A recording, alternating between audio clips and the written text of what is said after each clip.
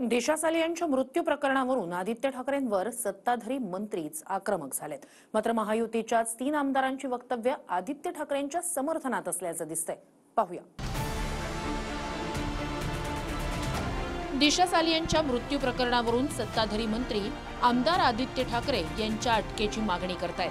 पण त्याच वेळी सत्तेतल्या 3 आमदारांनी आदित्य ठाकरेंची बाजू घेतल्याचं दिसतंय। सीआयडीच्या तपासात आदित्यचा संबंध नाही हे स्पष्ट झालं असून आदित्य ठाकरेंचं काही होणार नाही असं शिंदेचे आमदार संजय गायकवाड म्हणाले। सीआयडीने पूर्णपणे तपास केला आणि याच्यामध्ये कुठलाही पॉलिटिकल टच नाही किंवा कुठल्याही नेत्याचा याच्यामध्ये संबंध नाही असं त्यांनी म्हटलेलं आहे। पण कदाचित त्या तपास यंत्रणावर आता सालियांच्या परिवाराला विश्वास नसावा म्हणून ते हायकोर्टामध्ये गेले असेल। पण हायकोर्टात जरी गेले असेल आणि सीआयडीचा रिपोर्ट सीआयडीने पूर्ण चौकशी केली असेल तर हायकोर्टातनं काही वेगळं बाहेर पडलं असं काही वाटत नाही। भूमिका बदलताना त्यांनी काही गोष्टी जोडल्या, कोर्टाला त्या बाबतीमध्ये निर्णय द्यायचा आहे। त्यांनी काही गोष्टी अशा जोडल्यात की आमच्यावर दबाव होता। आता खरंच दबाव होता का, त्याच्या संदर्भात काही फोनचं संभाषण रेकॉर्ड झालं आहे का, CDR आहे का, काही व्हॉट्सॲपवर काही चॅटिंग झालं आहे का, हे सर्व गोष्टी कोर्टात दिल्यावर समजेल। आपण कोर्टात एक केस गेल्यावर त्याच्या एवढ्या काही प्रचार करतो की नंतर मग कोर्टातून काही निकाल आला तरी ज्या व्यक्तीच्या विरोधात केस आहे त्याचं जीवन तर उद्ध्वस्त होईल ना। आता राजकीय लोकांनी सुद्धा याला जास्त हवा देऊ नये। मला असं वाटतं तो न्यायालयीन प्रक्रियेचा एक भाग आहे। आता अधिवेशनाचा कार्यकाळ जेवढा उरलेला आहे त्या कार्यकाळामध्ये फक्त आणि फक्त शेतकरी या विषयावर तुम्ही चर्चा केली पाहिजे। दिशाचा मृत्यू 5 वर्षाआधी 8 जून 2020 ला झाला। 3 वर्षांआधी दिशाच्या आईवडिलांनी पत्रकार परिषद घेत दिशा कामामुळे टेन्शनमध्ये होती, नेते मंडळी बदनाम करतायत असं म्हटलं होतं। सुसाइड का कारण तो स्ट्रेस था, ऑफिस का स्ट्रेस में थी वो। एक्चुअली इधर ही एक बार बोली थी मम्मी मेरा एक डील कैंसिल हो गया करके, लेकिन मुझे उतना सीरियस लेती है करके उसके बाद फिर से 2 डील बड़ा वाला डील कैंसिल हुआ था। लास्ट मोमेंट में ऐसा हुआ था। मीडिया वाले झूठ बता रहे, सब झूठ बता रहे। अभी क्यों मर्डर करेंगे, क्यों वो ऐसा इसमें पढ़ने वाली भी नहीं, ऐसा पार्टी बीटी सब ज़्यादा वो ये करती भी नहीं। दिशा सालियान अभिनेता सुशांत सिंह राजपूतची मॅनेजर होती। सुशांत सिंह बांद्र्यात तर दिशा सालियान मालाडमध्ये राहायची। 8 जून 2020 ला दिशा सालियांचा 14व्या मजल्यावरून पडून संशयास्पद मृत्यू झाला। तर 6 दिवसातच 14 जून 2020 ला सुशांत सिंहनं गळफास घेत आत्महत्या केली। ऑगस्ट 2021 मध्ये मुंबई पोलिसांनी दिशाचा अपघाती मृत्यू म्हणत क्लोजर रिपोर्ट सादर केला। 8 जूनच्या रात्री पार्टीत दिशा सालियांसोबत विपरीत घटना घडल्याचा नितेश राणेंचा आरोप आहे। पार्टीतील घटना दिशानं सुशांतला सांगितली आणि सुशांतनं रिया चक्रवर्तीला सांगितल्याचं नितेश राणेंचं म्हणणं आहे। 8 जूनच्या रात्री मृत्यूआधी एकाच नंबरवर दिशानं 40 कॉल केल्याचाही आरोप झालाय।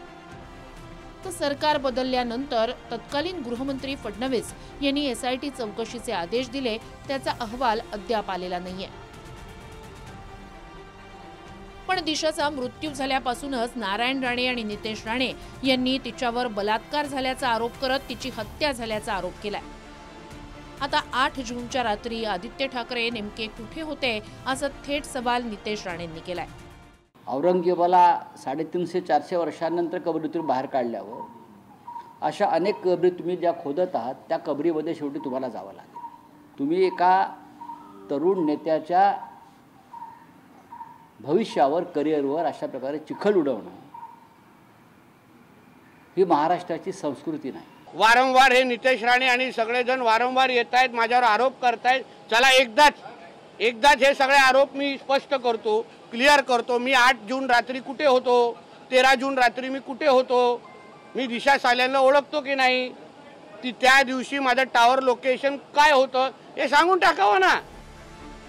विधान परिषदेत दिशा सालियांच्या मृत्यू प्रकरणावरून शिंदेंच्या शिवसेनेच्या मनीषा कायंदे आणि ठाकरेंच्या शिवसेनेचे अनिल परब आमने सामने आले। ठाकरेंच्या शिवसेनेत असतानाचं मनीषा कायंदे यांचं ट्विट वाचून दाखवत रंग बदलणारा सरडा असं म्हणत परबांनी टोला लगावला। गंभीर विषयाकडे सभागृहाचं लक्ष मी वेधू इच्छिते। आपल्या निदर्शनास देखील मी आणू इच्छिते आणि म्हणून हा पॉइंट ऑफ इन्फॉर्मेशन मांडला आहे. अनेक पोलीस तपास देखील त्याच्यावरही त्यांचा विश्वास नाहीये.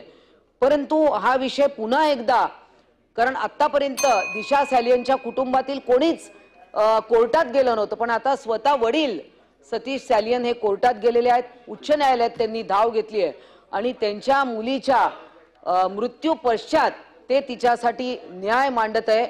या ठिकाणी मी हे नमूद करू इच्छिते. आदित्य ठाकरेंच्या वरती आज ज्यांनी प्रस्ताव आणलाय त्यांचं एकच ट्विट मी वाचून दाखवतो. त्यावेळेचं ट्विट त्यांचं काय, डॉक्टर मनीषा कायंदे त्यांनी ट्विट केले. त्यावेळेला सीबीआयचा रिपोर्ट आला. सीबीआयने ज्यावेळेला क्लीन चिट दिली त्यावेळेला सत्य परेशान हो सकता है पराजित नहीं याची प्रचिती देशवासियांना आलेली आहे.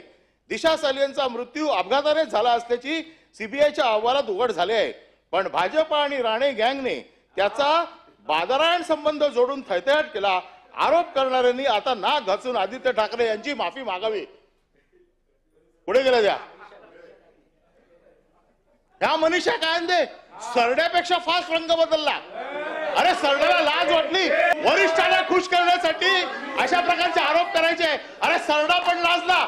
सरडा सकाळी माझ्या घरासमोर चालला होता, पळाला. सरडाला पण शरम वाटली. काय चाललंय? तर नितेश राणे यांनी उद्धव ठाकरेंवरूनही गौप्यस्फोट केला. उद्धव ठाकरेंनी नारायण राणेंना 2 वेळा कॉल करत आदित्यला वाचवा असं म्हटलं, असा दावा नितेश राणेंनी केलाय. त्या राणे साहेबांना जेव्हा तुला माहिती आहे मालवणी पोलीस स्टेशनमध्ये आम्हाला इन्क्वायरीसाठी बोलवलेलं, तेव्हा राणे साहेबांनी ऑन रेकॉर्ड इथे सांगितलेलं की उद्धवजींचे 2 वेळा फोन तेव्हा राणे साहेबांना आलेले की तुम्हालाही 2 मुलं आहेत, माझ्या मुलाकडून काय झालं असेल तर त्याला वाचवा, मदत करा, असं ऑन रेकॉर्ड सांगितलं होतं. नारायण राणे साहेब पण बोलतील याबद्दल. आपल्यावर त्यावेळी दबाव होता म्हणून बोललो नाही असं याचिकेतून दिशा सालियनचे वडील म्हणाले. मुलीचा बलात्कार करून हत्या झाल्याचा आरोप त्यांचा आहे. त्यातच आदित्य ठाकरेंवर थेट आरोप झाल्यानं पुन्हा एकदा राजकीय भडका उडालाय. गोविंद ठाकूर, अक्षय मंकणीसह दिनेश दुखंडे, TV9 मराठी, मुंबई.